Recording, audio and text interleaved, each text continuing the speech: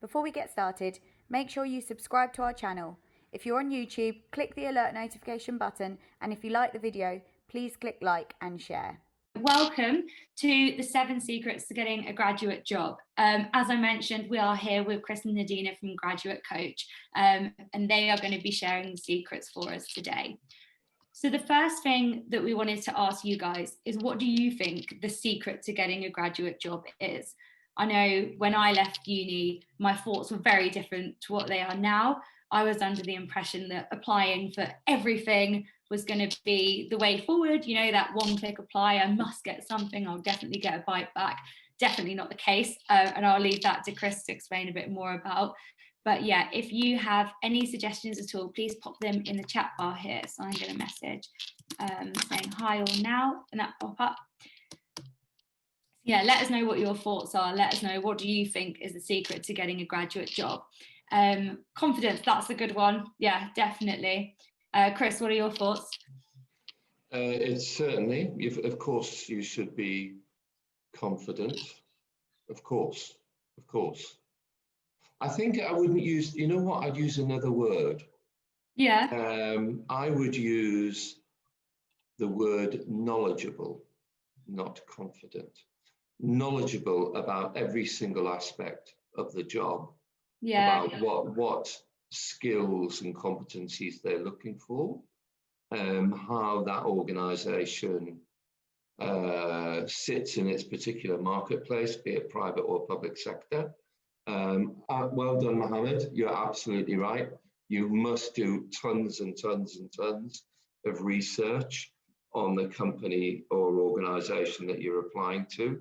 The average graduate, by the way, guys, spends 22 minutes researching and preparing for a graduate interview. So it's no surprise that most graduates get turned down for most graduate jobs because they haven't done the research. And it's pretty insulting not to really understand completely what your organization is about. Now then, this chap here, Razan, I want to hear from you later, because Razan, who's just joined us, is a guy who we've been helping, who's actually got a job, and he wants to offer his help to everyone else in here today. So welcome, Razan. And as he says, the key to it is researching the job, the position, how they stack up against their competitors, and just generally, do you know what? Just generally paying big respect to your interviewers. I don't think sometimes graduates spend enough, I don't think most graduates most of the time spend enough time preparing themselves for interviews. Commonly, we would spend 10, 20 hours preparing a grad for an interview, and then I would expect them to spend 3-4 days just for an interview or interviews. Yeah, absolutely. Thank you.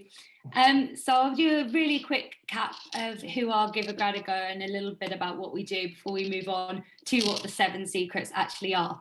So Give a Grad a Go, we are a graduate recruitment agency, but that does extend to early careers, first, second, or even third jobs. And we do recruit for students. It's not just graduates, it is early careers in general. So please don't feel that if you're not a very recent graduate, you can still apply through us, and please look at the jobs that we have on our website at the moment available. It is a free service, and what we do is connect your opportunities and to employers. So we will help you prepare your application along the way. Our recruiters and consultants will speak to you, find out what you like, find out what you're looking for, and then match you with a role that they think is good. I think the best thing about having a graduate recruitment agency on your side is that when you are trying to do all that research, as Chris just mentioned, you've got someone who knows the employer.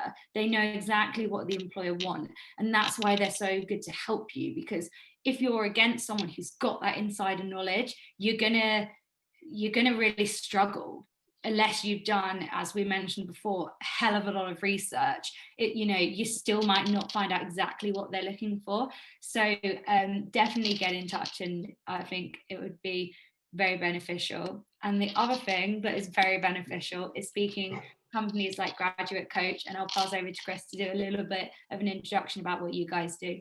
Okay, just may I add and big you guys up. The other reason why you should make friends with your graduate recruiter is if you realize that the task of the graduate recruiter, of course, the task of the graduate recruiter is to get you a job.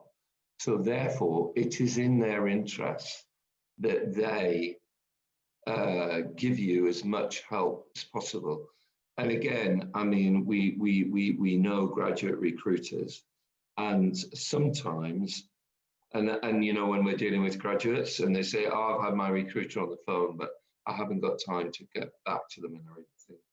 And you should, your very best friend, honestly, your very best friend in a job search can be your graduate recruiter, because they are an inside track to the company. They know the company, they know the types of people who they're looking for, and they can only be completely invaluable. And of course, they are free of charge to you, you know.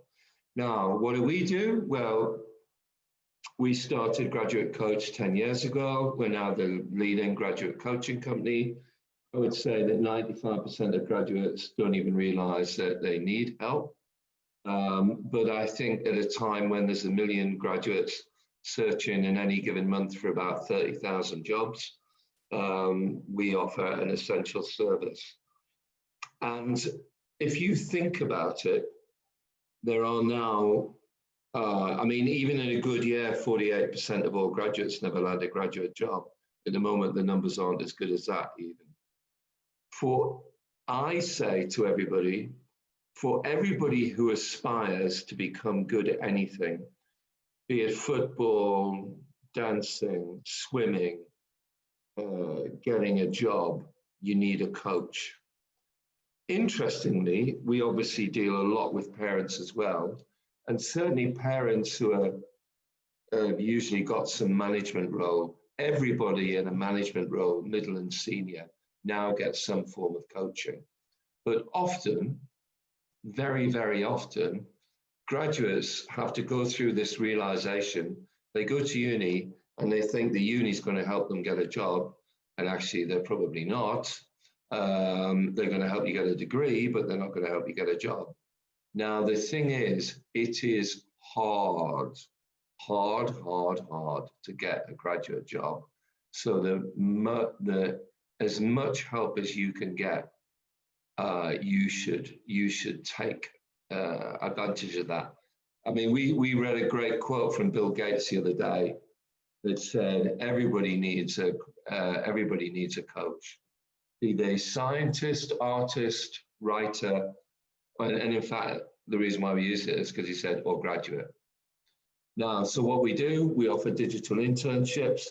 We are offering via Give a Grad a Go a terrific online course, which is everything you need to know about getting a graduate job, which Katie will talk about later. And in fact, that guy Rezan has got a job from it directly. We do bespoke coaching packages, CVs, interview coaching, and we've even got a program where you can get. We do books, but there's also a program that guarantees a job. So we offer all sorts of coaching help and services for all sorts of pockets. From I've got quite a lot of money, can you help me, to I haven't got any help, I haven't got any money, but I still want some help, and we will help you. We are here to help. When I graduated, everyone who went to uni got a graduate job. I mean, really, but those days, as you guys all know, are long, long gone. And that's why we exist, and we exist to help. And we love to work with proactive recruiters like Give a Grad a Go.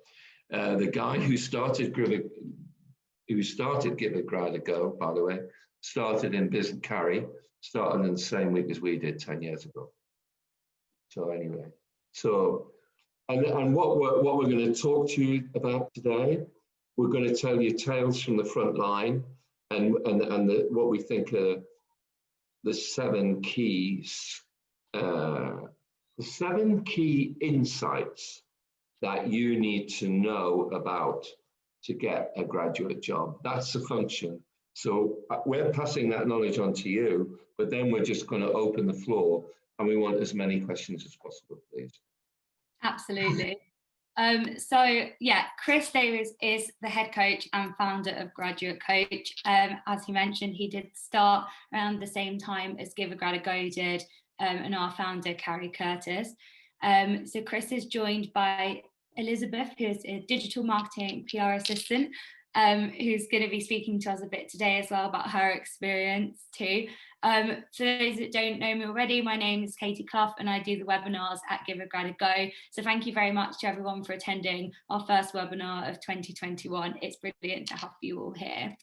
So without further ado, I'll pass back to Chris, who will run through the first top tip or secret to how to get graduate.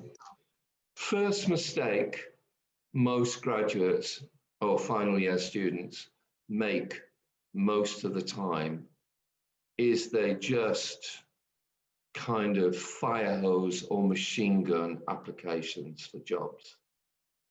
So as Give a Grad a Go will tell you, any recruiter will tell you, I was talking to a graduate recruiter the other day, they're getting on average 800 applications for every graduate job. And they say of those 800, usually 760 or 70 of them they shouldn't have applied because they don't have the skills and competencies which are necessary for the role. So the very first question that you should ask yourself is, when you read the job spec, right, do I really think that I have the skills and competencies to be able to do this job? And be honest with yourself. Be really, really, really honest. And if you haven't, don't bother doing it. Now, and don't be misled, by the way, there are about 25,000 jobs, an unusual job market of 350 or 400,000 jobs, which are those jobs with the very largest employers like Unilever, NatWest, and so on and so forth. And they make great claim to say, oh, guys, it doesn't really matter what type of degree you've done. We want people with these competencies. Let me tell you now another tale from the front line. With all of those blue chip companies, they will not say it on their job pages for graduates, but essentially, unless you've interned for one of those big companies, you are not going to get invited to apply for a graduate job. They'll cut you off. And in actual fact, at the moment, every single large company in the Times top 100 recruiters, the Shells, the BPs, the Goldman Sachs, and NatWest, they finished all their graduate recruitment for September of this year by the end of October last year, basically. So the other thing you should realize is, as well as don't apply for jobs willy-nilly, apply for those jobs, particularly with smaller, faster growing companies, because they hire all year round, right? And also, particularly, those smaller companies will tend often to use companies like Give a Grad a Go to help them. And it's much easier to get a job with them. So don't apply for jobs willy-nilly. That's absolutely number one point. Number two. No, I completely agree as well, Chris. So at Give a Grad a Go, we're always massive advocates for looking at the smaller companies, because I speak to a lot of students and they always say, you know, we're looking for those big firms, and actually it's forgotten, or maybe just not even realized, that you can have so much responsibility and actually accelerate a lot faster in your career working at a startup or a small medium enterprise than you would at one of these big corporations. The graduate fast track scheme doesn't always mean that you will fast track into. Well, it's actually usually, I call them the graduate slow track schemes.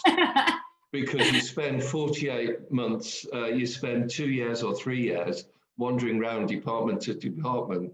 And most of those people have lost the will to live by the end of that point in time. And their mates who join smaller companies have got responsibilities, they've been promoted twice. And those old days, those old-fashioned old days when it was a graduate job for life have all gone anyway. Yeah, no, things definitely change. So on to slide number 2. Now, I would like to ask a question.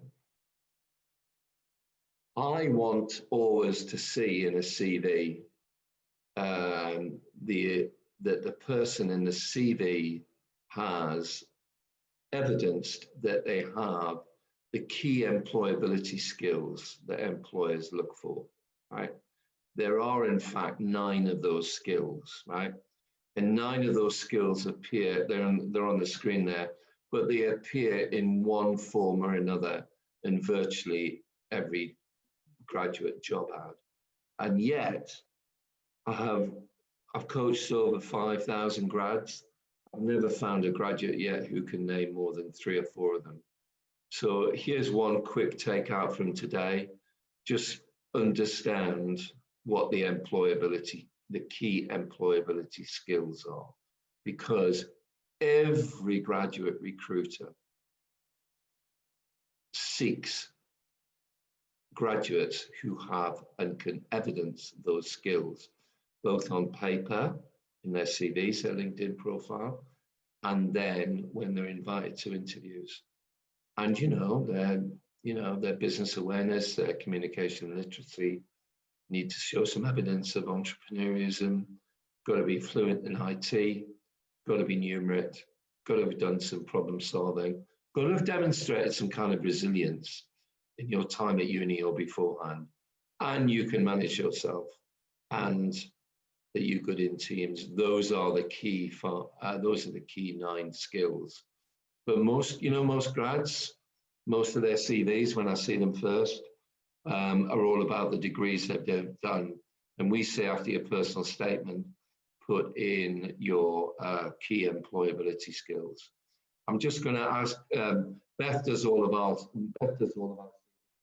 what she would ask. Yeah, employability skills is something that not enough people obviously with work experience, they want to know what skills that you've gained throughout, whenever you started working from 16 or 18, what it might have been. So that's one thing that definitely everybody should be putting on their CVs. Another would be on your tagline, well, let's call it a tagline. The first thing that employers want to see is personal profile, why you want the job, what role it is specifically you're going for. They don't necessarily need a whole paragraph of you and who you are. They kind of, because on average, people do not read CVs for very long. I think it's 8 seconds.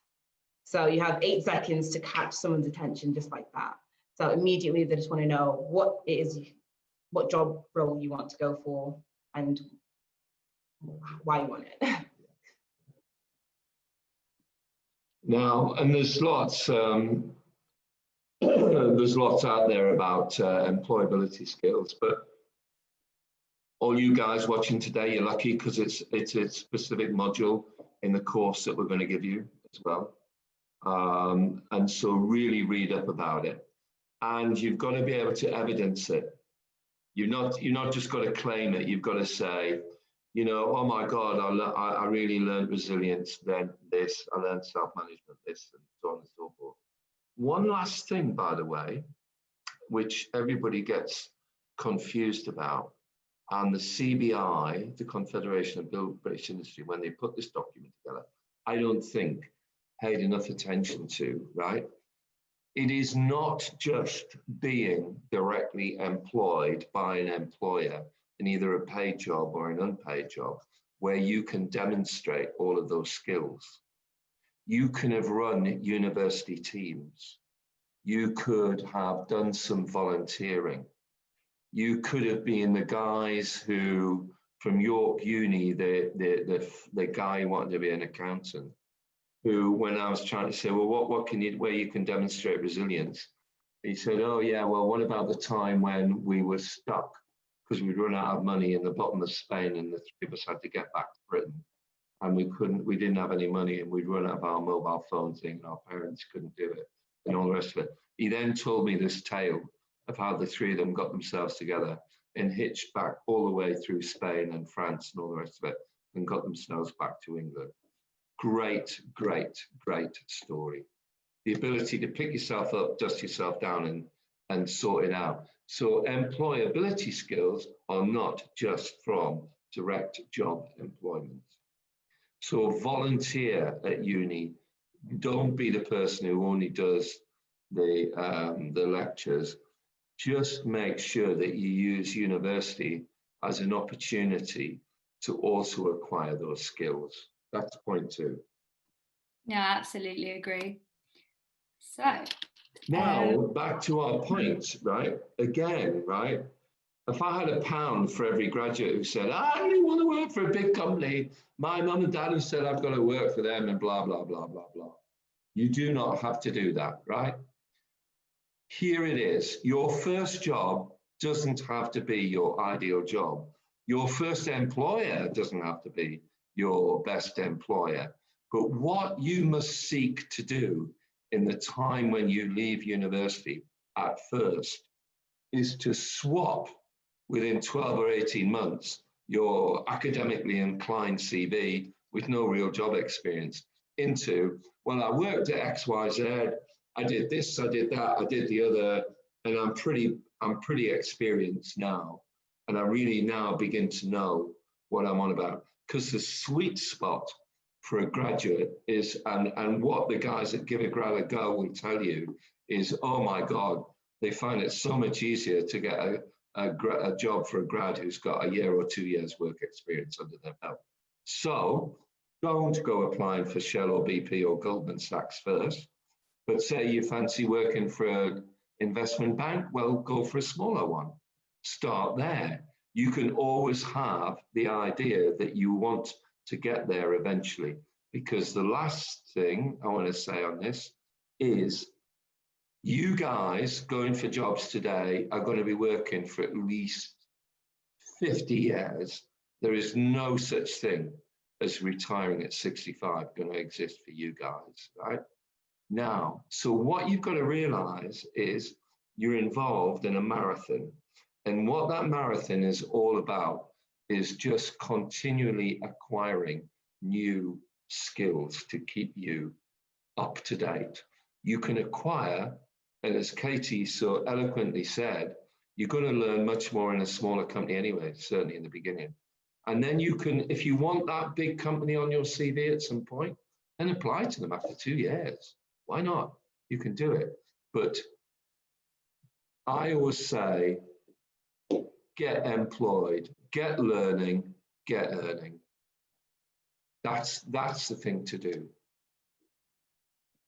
yeah, absolutely. I think just experience in general, whatever you can get, will always help you. So even if, exactly as Chris was saying, even if you think, oh, this isn't what I want to do forever, it doesn't matter. If there's a skill that you can take from that, it actually is quite appealing to your next employer. If you say, in my current job, I learned this and I really want to continue doing that in your company. This is the part that I didn't enjoy, and I know that now because I've done it and I've tried it. And having that kind of solid evidence that you've tried it and you definitely know you enjoy it will be really appealing, because companies, when they hire you, they don't want to hire you for a short time. They want you to stay there for a long time, and they want to make sure that you're going to enjoy it as much as they want you to be hired as well. So absolutely agree. And yeah, so moving on to number 4. Now, I find it fascinating that most grads,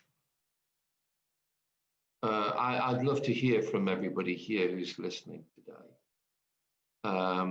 Most grads don't understand that applying for a job is a full-time job in and of itself.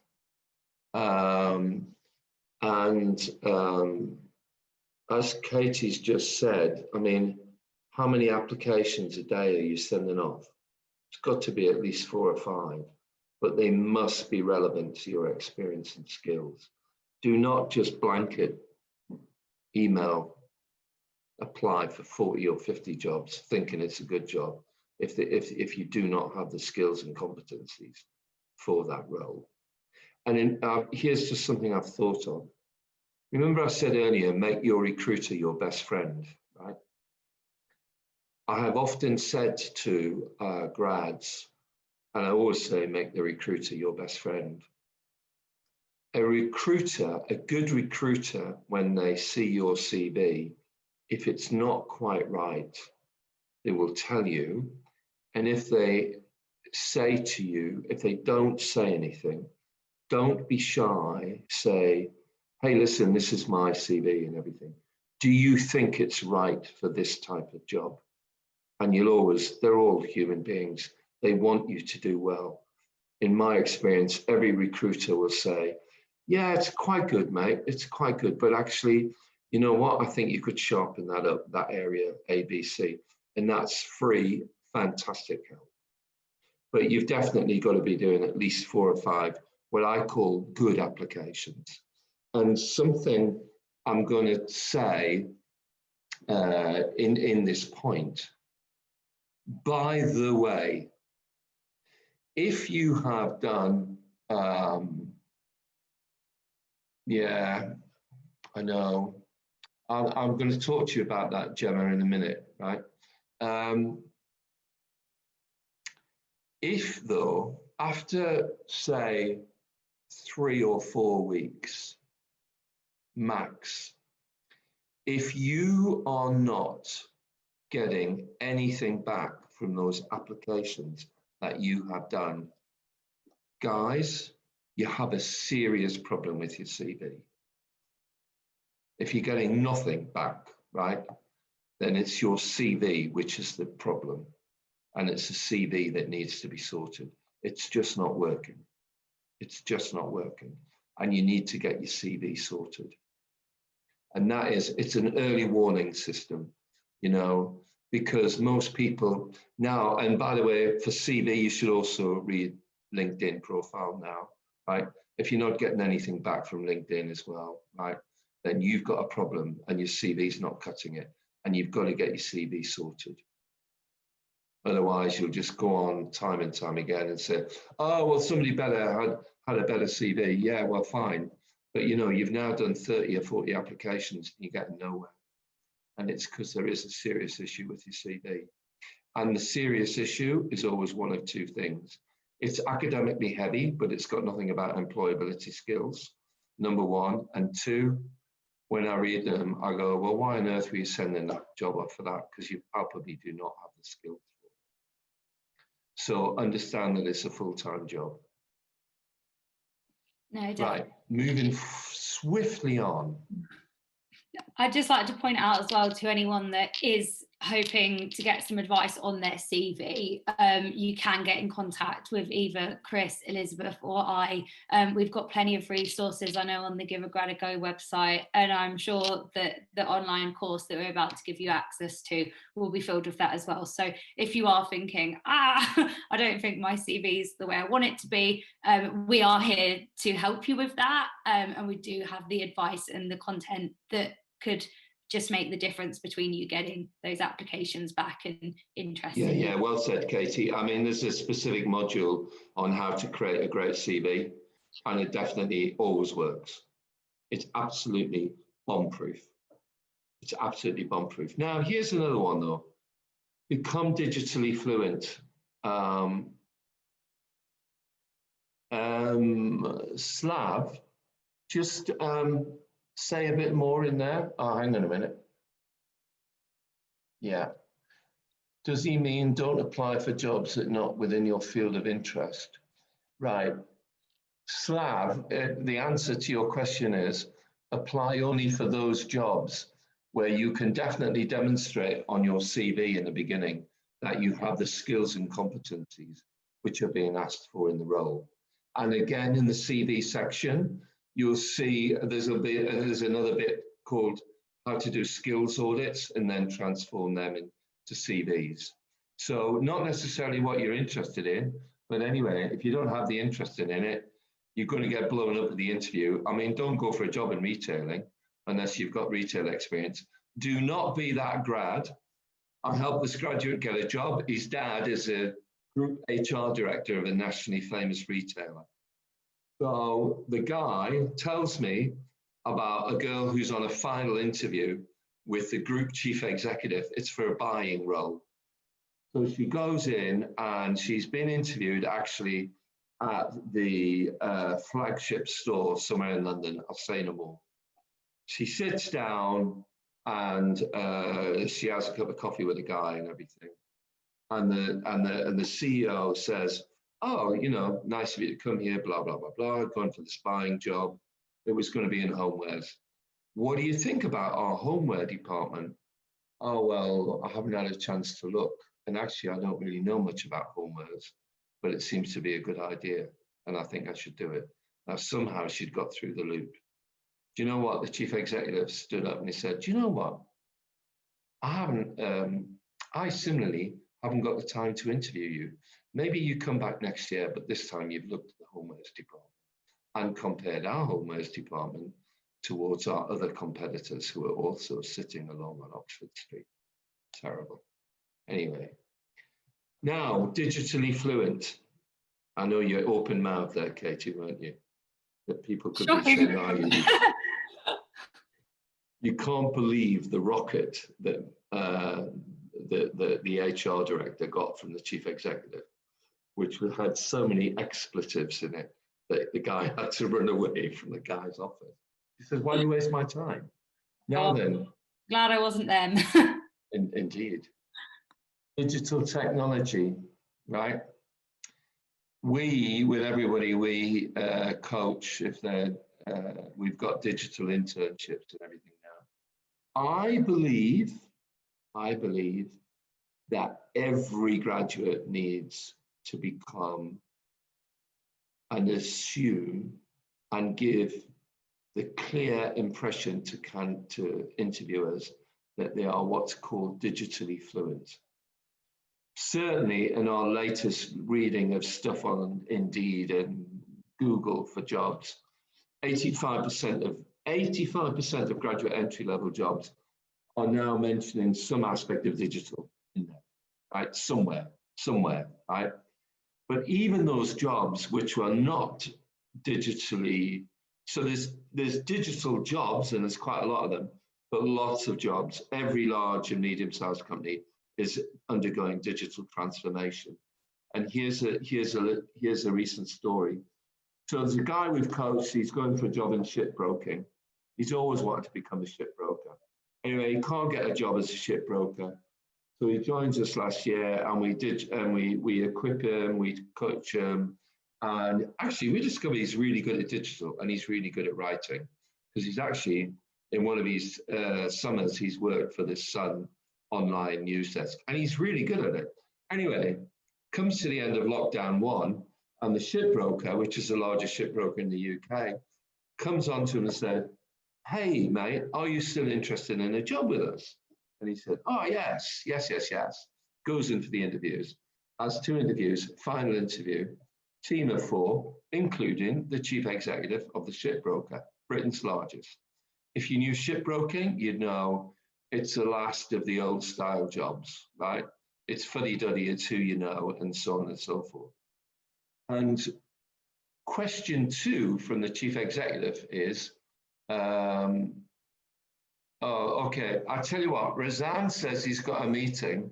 Why don't you want to talk? Okay, wanted to talk. Don't worry. Razan, why don't you write in on LinkedIn to everybody, and to Katie. Okay. All Yeah, right. that would be great. And then I can share it around with everyone. Please. Thanks, Roseanne. Thanks for coming in today. Yeah, I think Roseanne's already starting work. Anyway, so the shipbroker chief executive, who's an old guy, said, "Here, mate, I see you've been doing a digital internship. Why on earth have you been doing that? Because we're shipbroking, we don't do digital." And he said, "Well, listen, there was no jobs around. Thought I need to become digitally skilled. I decided to do it, and I've really liked it, and I've learned a lot."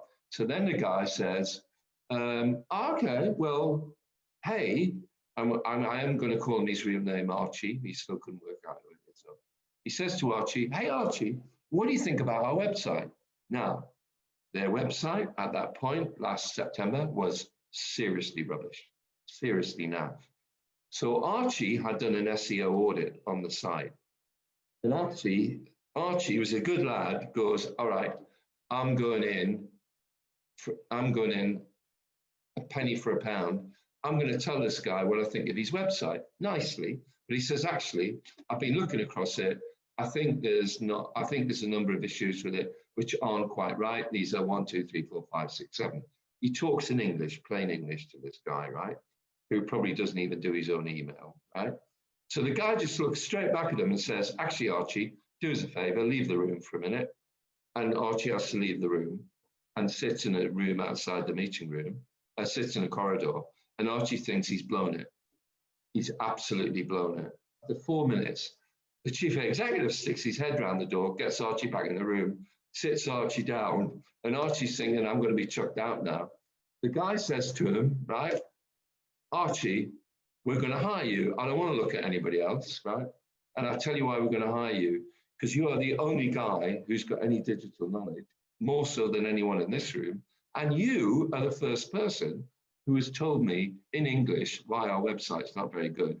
And 3, we are actually about to create a new website. So we are going to train you in shipbroking, but you are also going on the web development team because you can speak in English." What a result. What a result. Everybody needs a clear understanding of all of the transformation of Britain that is going on, enabled by the tech giants. You just have to know it. You have to be able to walk the talk. And that is not just about going on Instagram. Why is Google so powerful? What is the role of Instagram? Are people still buying ads on Facebook? Why is PPC so important? Why is search engine optimization not realized for what a big, powerful weapon it is? All of those questions, you need to get yourself digitally upskilled. That's all I've got to say on that point. No, definitely. I think that ties in quite nicely back to what you were saying earlier about one of the key things employers looking for is communication, and it's actually being able to communicate that technical language and how it works quite coherently, not only to people in the interview, but also just other people you're working with in your job day to day and to other companies. I know I'm not an IT expert myself, but some of the recruiters who do work recruiting specifically for that industry, the main thing that they always say employers look for is someone not just who goes, "Oh, I can do the coding," but someone who goes, "I can do the coding and I can pitch to you why my coding is so good and why it's better than another type of digital language or whatever other projects that they're trying to do." And yeah, I think it sort of all ties in very nicely with that communication skill. And yeah, this point just accentuates why that's so important. But I'll move on to the next slide. Okay. So why do graduates only spend 20 minutes preparing for an interview? It's crazy. We spend a lot of time in the course. We actually also have an interview course. It is so important that you come across well in an interview.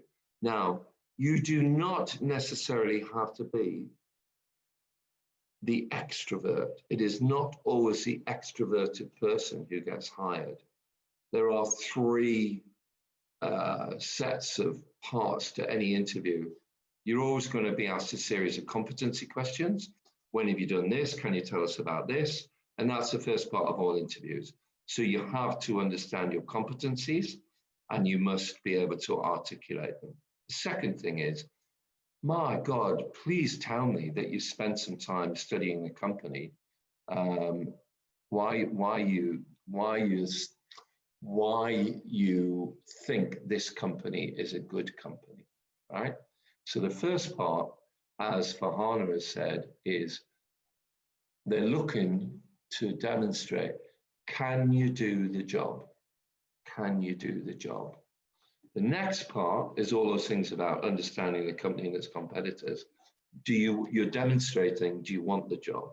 And then the third thing, you've got to be able to build empathy with your interviewer or interviewers. And a large part of that is spending time understanding who they are versus their competitors, but also asking really good questions. There is a whole art and science to interviewing. You know, I read a thing about George Clooney the other day. The average, George Clooney says he has been turned down for 99% of all roles he's gone for in his life and for film, because they have to pitch, they have to do screen tests constantly. This is George Clooney. And this is George Clooney even when he's famous, by the way, not when he was not famous. George Clooney says for a 5-minute screen test, still today, he will spend 4 days. I mean, this is a globally famous actor. He will spend 4 days getting himself psyched up to give the best screen test against all of his competitors. Why do grads just think they can blag it? You can't. You really have to spend time and become interview fluent. And last but not least, unless you want something to say on that, Katie?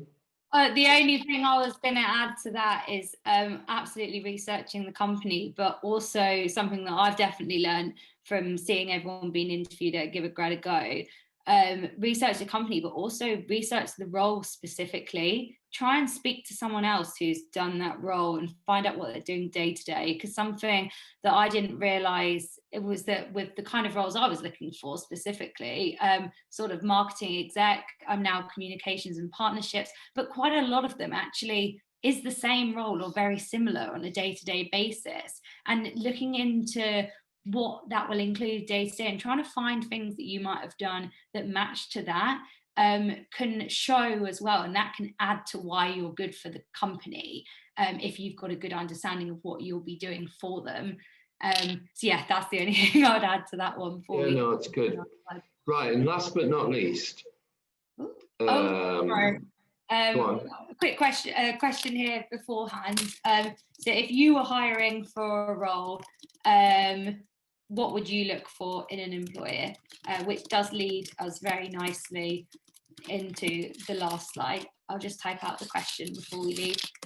Let us know what your thoughts are, but Chris will tell us a bit more about why you should be in the interviewer's shoes. Right, you know what, it's really, it's always dead nervous when you're going for interviews.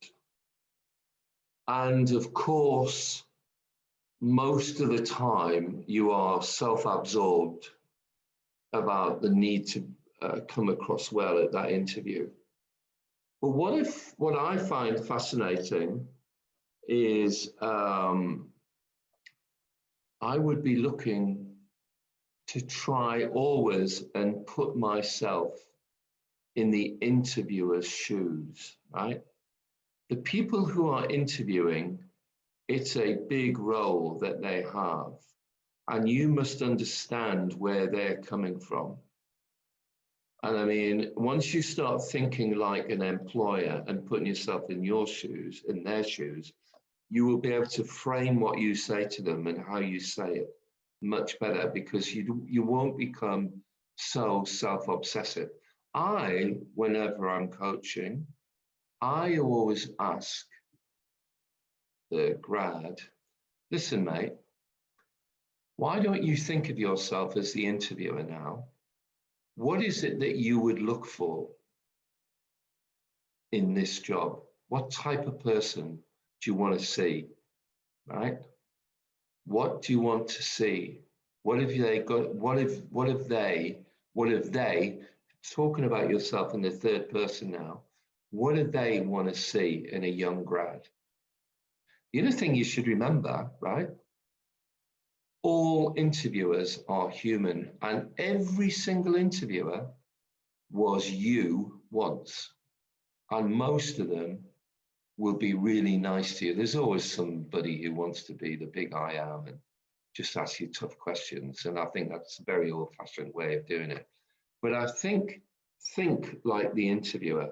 And what does the interviewer want? Well, palpably, firstly, someone who can do the job, someone who's really researched the company, and then who clearly wants it. I'll tell you what I always say to people, right? I'll tell you what I want them to do. When you've walked out of the room, or as it is now, when you've left the Zoom call and they're still on it, you want the 2 or 3 of them to say, oh my God, that guy was really good. My God, well, he could definitely do it. Oh yes, definitely do it. But on that research, I mean, she said some stuff that I didn't even know about the company, and certainly about the competitor, right? But you know, and then the final thing that always gets it, yeah, but you know what? I love the fact they really want it. I want someone who really wants to work with us. I don't want some person who just wants the job, but is obviously not that keen on us. I want somebody who really wants it. That makes such a difference. Everybody wants somebody who's keen to work with them. Joining a company is like joining a tribe. So you must understand what it is about that tribe. And once you understand that, that's how you get a job. Because the empathy that you will demonstrate with them is far and above what their competitors will do. And I will also tell you something else, which Katie and everybody at Give a Grad a Go will concur with, which is given the chance of 2 candidates, so long as even a candidate who is maybe not intellectually the best, hasn't got the necessary complete experiences, but the candidate who comes across as really wanting the job, they're the person who always gets the job.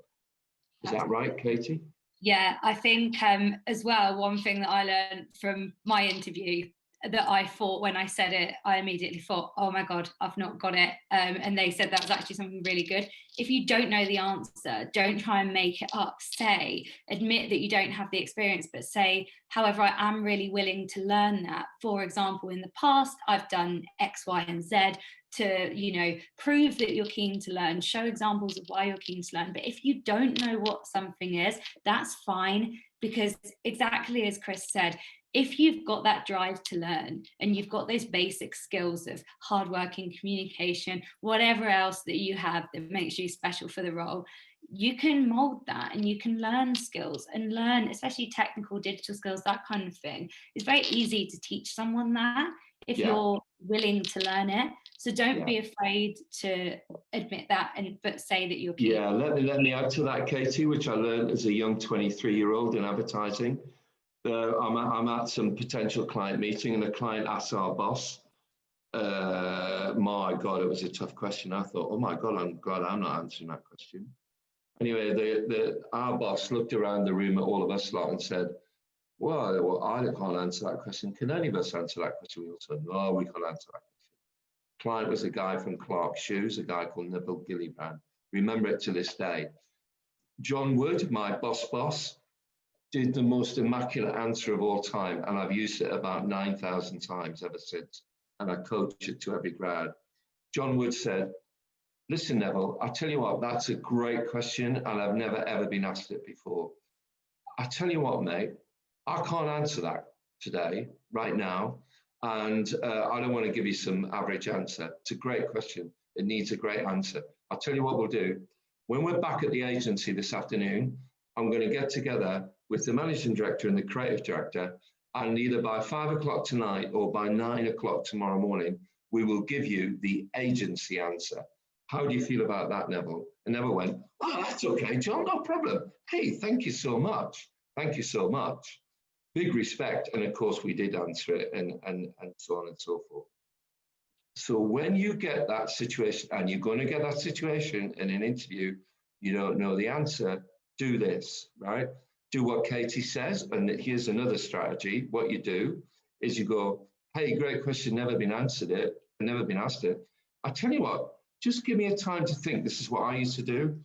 And just write the question down. So what you're saying is blah, blah, blah, blah, blah, blah, blah, blah.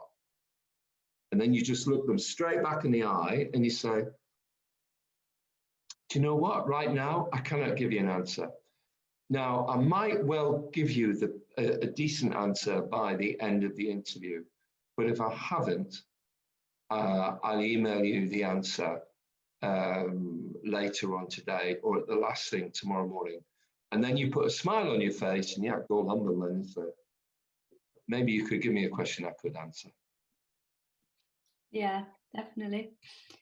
Right.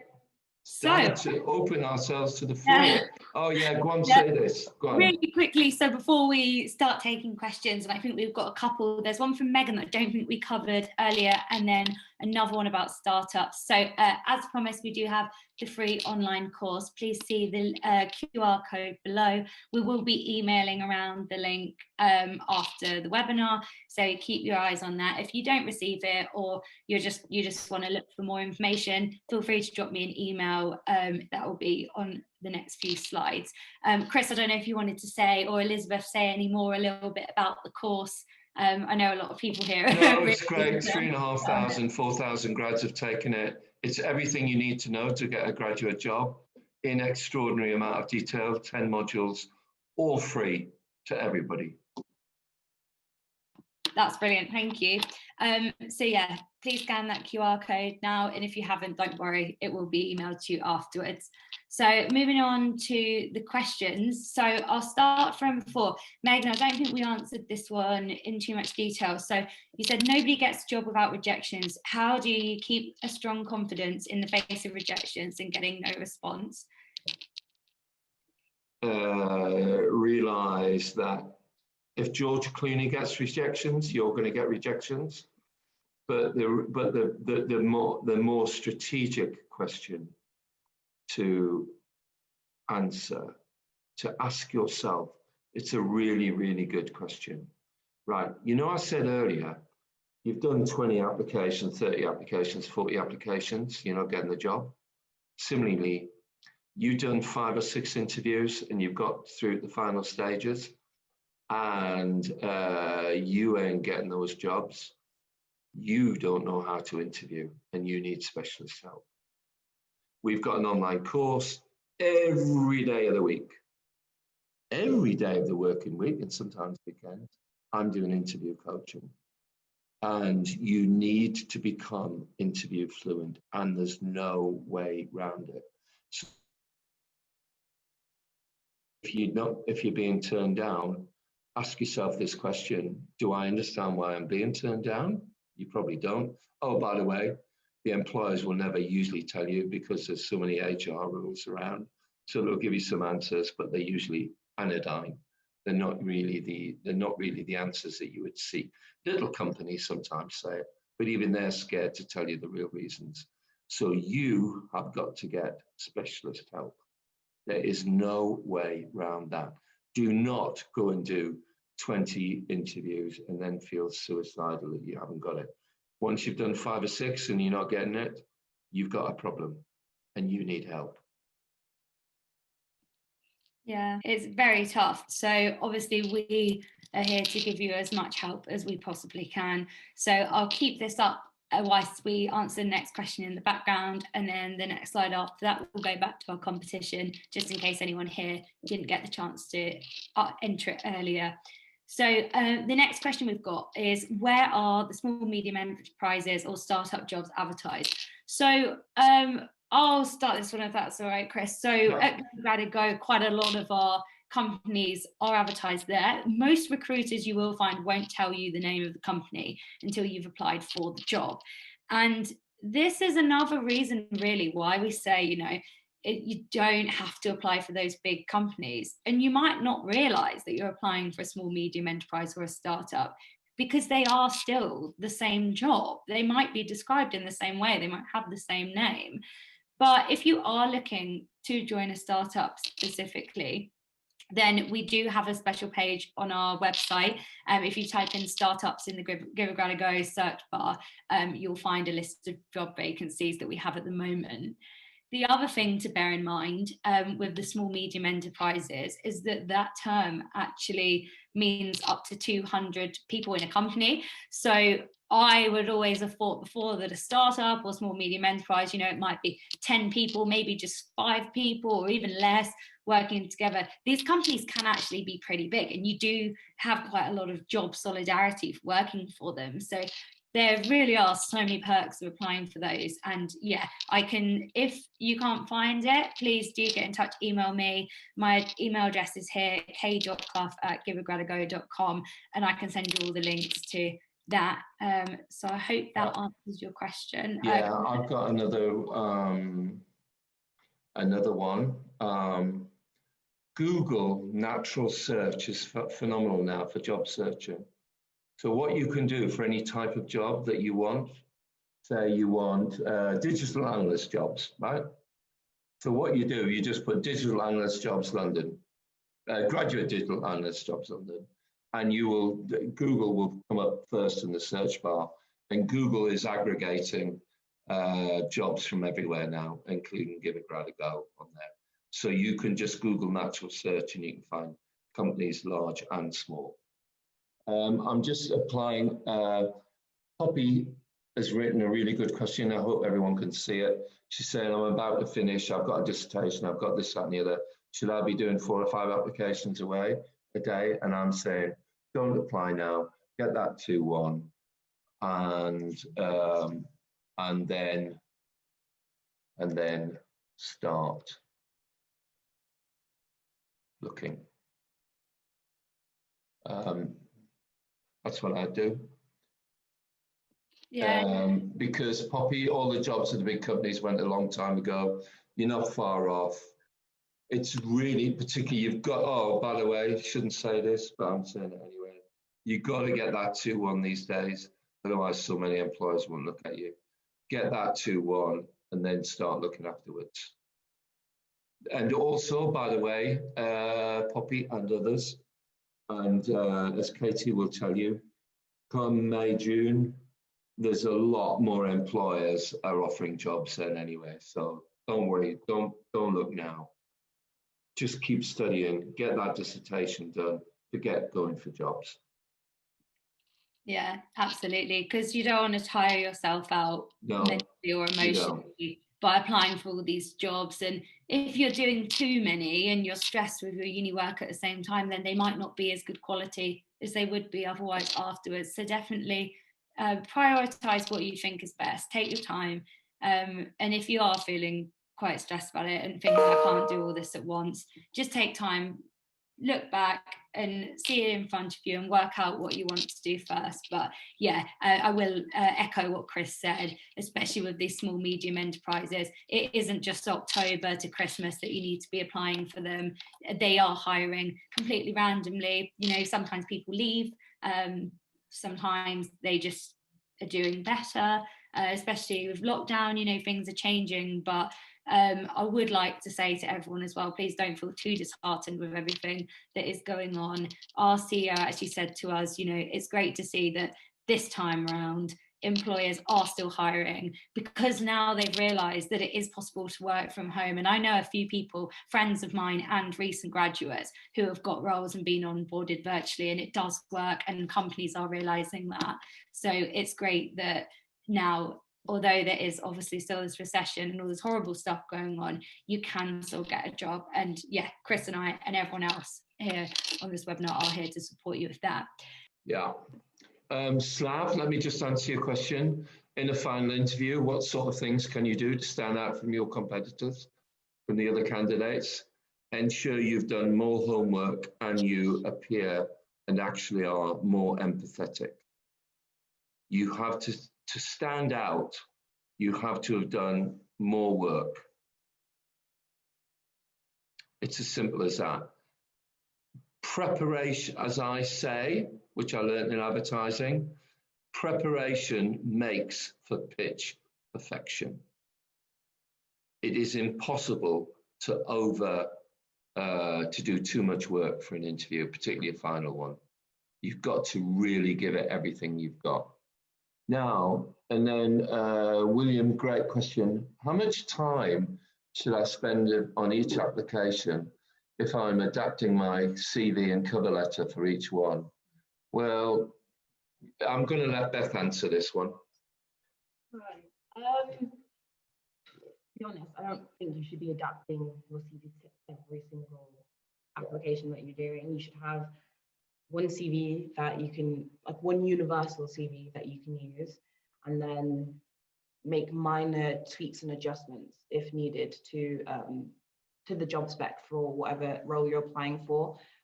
Although with your cover letter, yeah, we would advise you to have a unique cover letter for each CV. So how much time should you be spending on an application?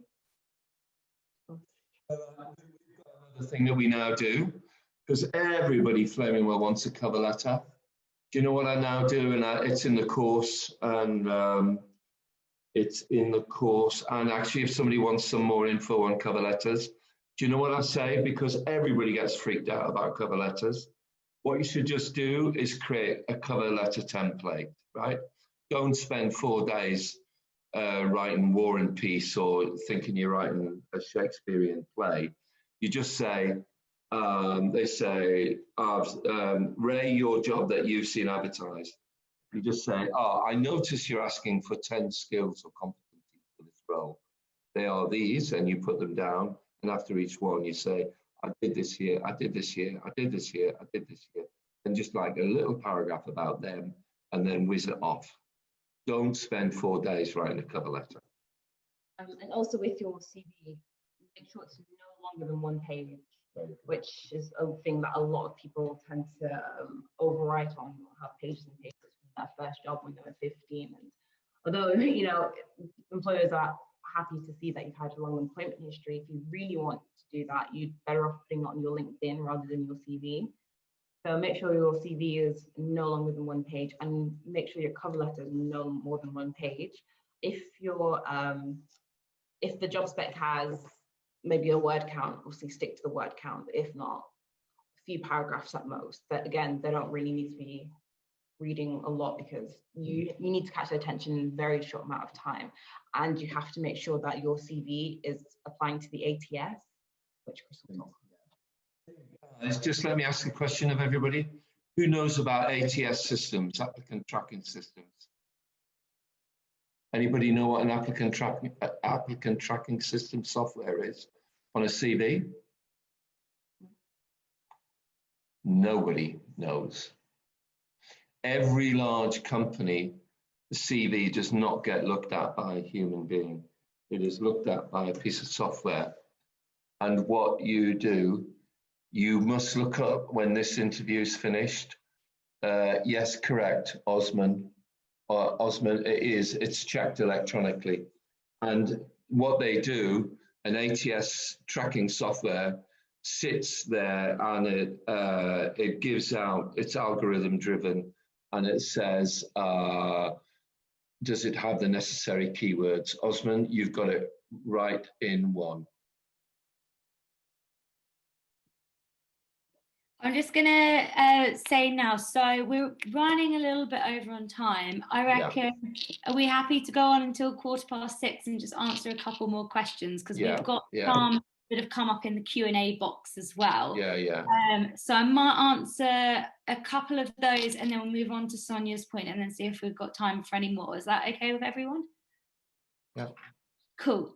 So the first question that came through from Paolo says, is it better relying to a recruiter to find the first job for you, or directly applying to the company's job adverts? So I would say, from working at Give a Grad a Go, I actually got my job at Give a Grad a Go through Give a Grad a Go. So I can't speak higher of recruitment companies. I think because they are speaking to the employer. It's their job to find someone who is good for that role. And they really want you to get the role, not only because their job is literally to help you, but also because they're going to be the ones getting the commission from it at the end of the day. So, and as Chris was just saying, you know, you're much more likely to have your CV looked at, by a recruiter going, look at this person, I found them, they look amazing, to the HR team at the company that they know personally, they get on well with, they've got that rapport with, than an electronic system that's checking your CV online. So definitely better to look through and go through the recruiters, get in contact with them, tell them what you're looking for. And I think the best thing to do would be speak to them on the phone and tell them exactly what it is you're looking for, and then they'll be able to find something that's a match to that. Yeah. I would, Paolo, I'd be a bit more nuanced in my answer. I'd say apply everywhere and to everybody, because it's a crapshoot. The recruiters will help you, particularly if they think they can get a job from you, but you should also apply direct, because some companies won't use recruiters. So apply both. Mohammed's written a good question. I graduated in 2019. Is it too late for me if I don't get a job by 2021? Well, so long as you've been doing stuff since 2019, then it's not going to be an issue. That's a very, very good point, anonymous attendee. If someone had graduated with a 2-2, what can they do to boost their chances of getting a good graduate job? Very simple. Make sure that you can get some work experience. And I think Katie wants to answer that as well. About the 2-2, what do you do when you get a 2-2? So, I mean, the roles that we recruit for, people do, of course, the better grade you've got, they might look higher on you for that. But yeah, as Chris was saying, it is about the experience that you've got and also your character and things that you've done. And I think Chris mentioned earlier that it's not always necessarily by experience. We don't mean your employment history. You don't have to have worked in that industry. But if you've done a project or volunteering or even just something personal that you enjoy doing, for example, if you were coding, if you made your own website just for the fun of it, that is still experience and that is still showing that you're good for the role. And sometimes those kind of projects and that passion that you can show will be worth a lot more than your grade in getting a 2-2, and that will be better and definitely boost your chances over other people, because ultimately I think that is the most important thing that people are looking for. It's passion that's backed up by valid points with evidence that you can show that you mean what you're saying, and yeah, employers will look really highly. So I think if you do feel like your grades might not be good enough for the types of roles you want to apply for, absolutely just work on something and prove in other ways that you're really keen for the job and that you're able ultimately to do that role. Yeah, very good. I think that's a good one for you, Katie. Why do you answer recruiters for graduates? There is one there. Should you apply for a job if you don't have the degree the company is asking for, but have relevant experience? That is a really good question, and I'm going to hedge the answer. Yes, if the experience is absolutely relevant. And the answer will be some companies will say it's cool because you've got the right experience. Others won't. So you just have to try it. And that would be my answer. I don't know what Katie would say. No, yeah, I would say the exact same thing. I mean, kind of to echo the last point as well, the experience is always great. So whatever you can do to back it up will be brilliant. We are quite against unpaid internships, but having said that, I do completely understand that most of the opportunities available are unpaid, and it can be just good to not even look at projects that are internships or work experience or employment generically. You know, people, especially nowadays with these small, medium enterprises in particular, they're looking for that innovation. They're looking at something outside the box. And things are changing, obviously, as we know, everything's more digital. So it might be that you started up your own Instagram page and you managed to get lots of followers or engage with certain businesses doing that. Just showing that you're active and keen, is really important as well. That's probably what I would do with that. Want me to answer these points? Speculative applications. Hello, anonymous attendee. I would absolutely encourage speculative applications if they go into a named individual inside the firm. And actually, the higher up, bizarrely, the higher up in the company hierarchy, the more likely you are to get a good answer back. So don't necessarily go onto the HR or talent people, but go to the MDs or CEOs because they'll pass it through. That's my answer. What do you think, Katie? Yeah, I would agree. From my perspective, from the graduate side of things, they will be able to pass it on to the right person.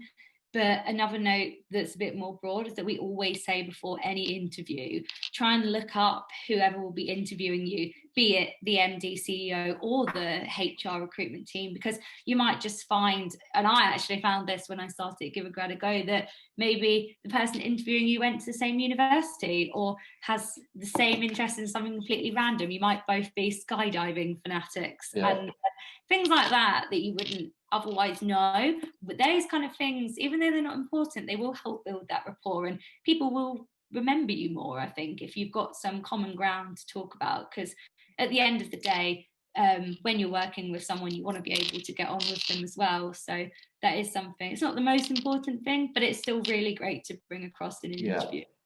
May I just answer anonymous attendee about masters? Right, 60% of graduates now get a master's, so it's not really a discriminator for most jobs. So I would say, in most instances, it's not worth the money that you're going to pay for it.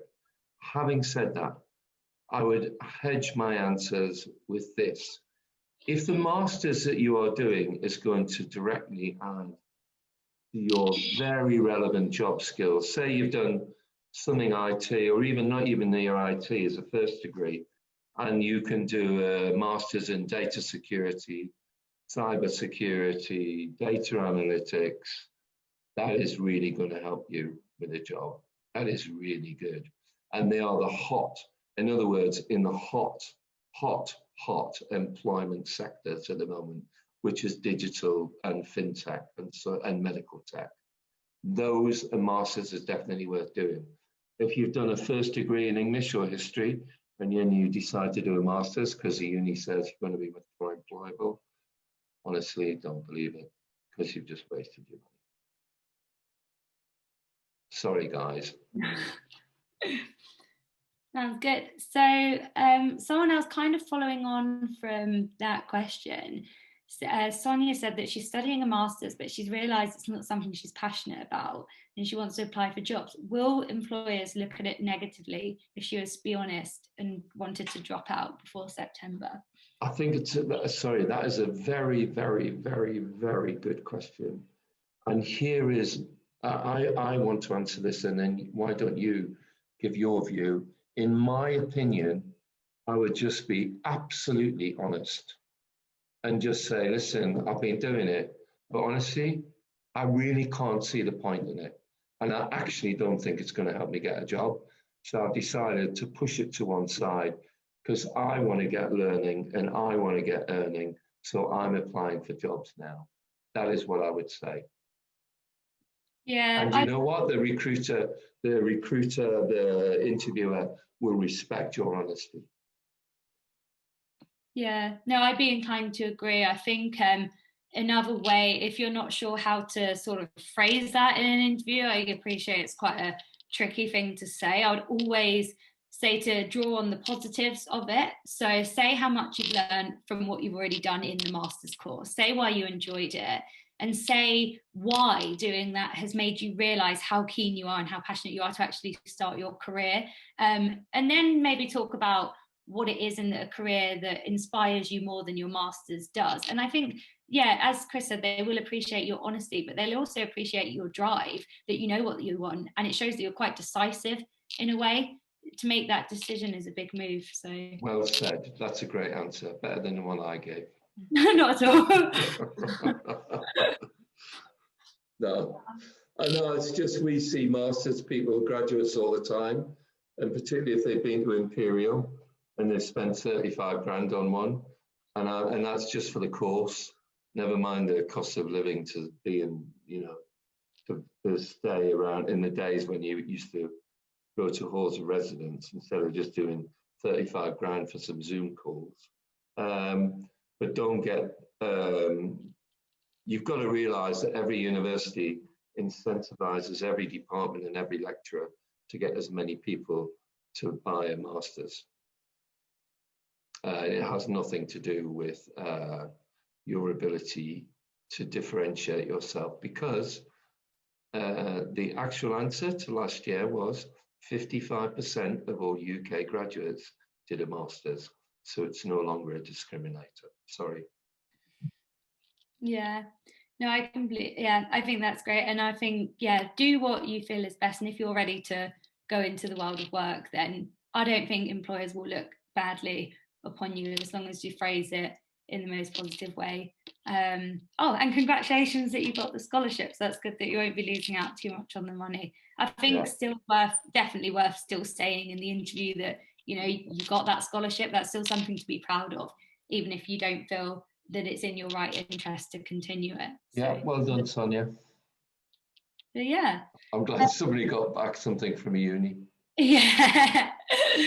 Oh, well, thank you so much, everybody. I think that's all our questions that we've answered now. But if anyone does think of anything else, please feel free to contact either Chris, Elizabeth, or I. You can find us all on LinkedIn, and I'll be sending an email around later on tomorrow with a load of links to everything that we've discussed in the webinar. Yeah, and a massive thank you to Chris and Elizabeth. Thank you both so much for being on the webinar and sharing with us your knowledge. It's been brilliant, and I'm sure all the graduates and job seekers on here will agree as well. We just got questions. Yeah, Katie, by the way, you should say to everybody, because we talked about, you know, webinars and everything, to everyone who's been watching and listening, if you've got ideas for things where you want further webinars, write to Katie. Yeah, please do. Thank you. That's a good point that I forgot. But yeah, absolutely anything, please let me know. And we'd be very keen to come and speak to you all again. So thank you. We're here to help. Yeah, absolutely. And yeah, have a good night, everybody. Thank you so much. Thanks, everyone. Bye-bye. Bye.